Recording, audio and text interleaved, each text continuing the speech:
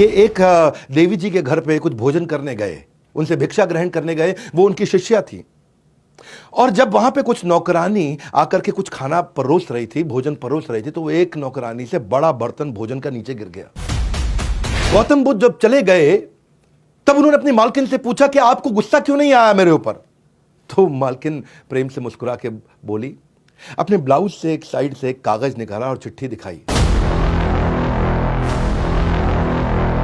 इनका कहना था भगवत गीता का 13वें अध्याय का 9वां श्लोक, जन्म मृत्यु जरा व्याधि दुख दोषानुदर्शनम अनुदर्शनम अनुदर्शनम। इन्होंने सारे दुखों को उसका अनुदर्शन, उसका दर्शन किया, उसको समझा, उसको पहचाना कि इस जीवन के अंदर जन्म मृत्यु जरा व्याधि ये बहुत बड़े बड़े दुख हैं। अब ये निकल पड़े अपनी आध्यात्मिकता की खोज की यात्रा में। कई महीने साल बीत गए। आपको एक कहानी सुनाता हूं। एक आउटकास्ट वुमेन, जिसको बोलते हैं अछूत साधारण समाज के अंदर, वो रास्ते में एक मटका लेकर के ठंडा शीतल जल चलते चली जा रही थी। धूप का दिन था, बहुत गर्मी थी। भगवान बुद्ध ने उसको रोका, कहा कि क्या तुम मुझे थोड़ा जल पिला सकती हो। बोली, ब्राह्मण मुझसे जल मत मांगिए, क्योंकि ये योर होलीनेस मैं कंटामिनेटेड हूं, मैं दूषित हूं। उन्होंने पूछा, बोल के दूषित कैसे हो। बोले, क्योंकि मैं आउटकास्ट हूं, मैं लो कास्ट हूं, मैं नीची जाति की हूं।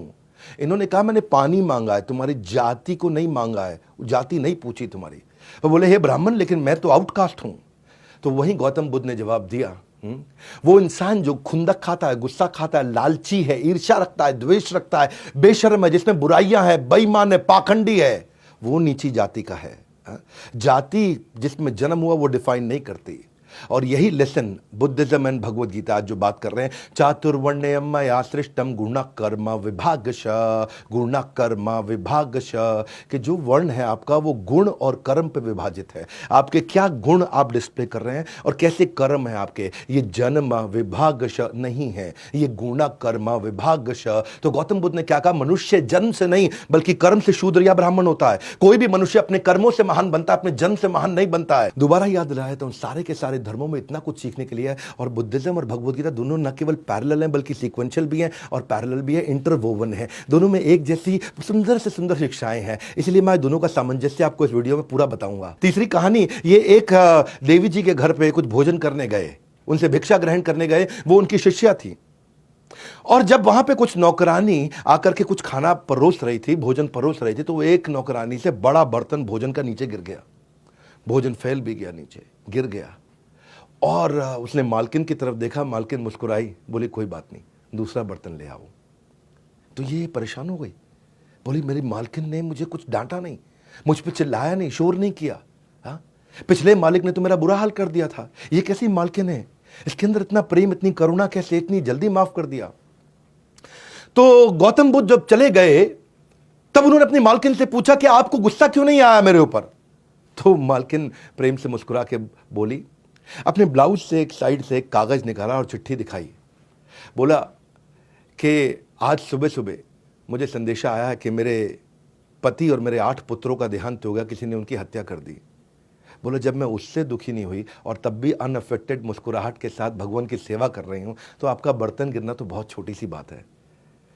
वो नौकरानी हैरान हो गई, बोली, इतना बड़ा हादसा, आप हैरान नहीं हुए। वो बोली, क्योंकि मैं भगवान बुद्ध की शिष्या हूं, मैं उनकी डिसाइपल हूं। और वही एस्टैब्लिश उन्होंने किया, वही एस्टैब्लिश उन्होंने किया जो 6 अध्याय के 19वें श्लोक में कृष्ण ने सिखाया, यदा दीपो निवातस्थो नाहिंगते सोपमा स्मृता योगिनो यत चित्तस्य युञ्जते योगमात्मना।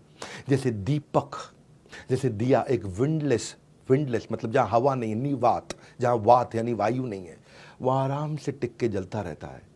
वो दिया ऐसा हिलता नहीं है, वेवर नहीं करता, हाँ, आराम से जलता रहता है। उसी प्रकार योगी का भी चित्त इसी प्रकार स्टेबल रहता है। जिसने, गौतम बुद्ध कहते हैं कि जिसने अपने मन को वश में कर लिया, उसकी जीत को देवता भी हार में नहीं बदल सकते हैं, जिसने अपने मन को वश में कर लिया। ग्रेट लेसन्स, भगवान बुद्ध ने जो लेसन्स दिए हैं वो इतने पावरफुल हैं। अगर आदमी इस वीडियो को देख करके इसमें कुछ भी अपने जीवन में उतारे ना, इतने शक्तिशाली, इतने ताकतवर हो जाओगे ना, आपको कोई हरा नहीं पाएगा। हाँ, ये वीडियो दे रहा हूं मैं आपको।